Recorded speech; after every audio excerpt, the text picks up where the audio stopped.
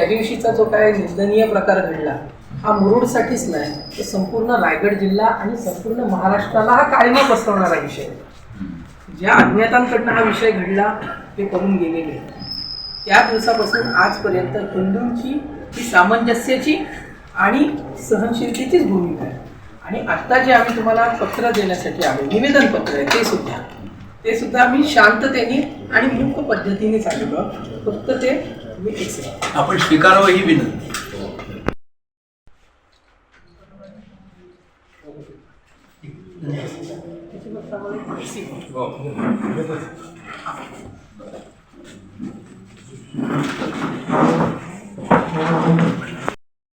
Times डिजिटलला like करा, share करा, subscribe करा आणि बेल आयकॉन दाबायला विसरू नका.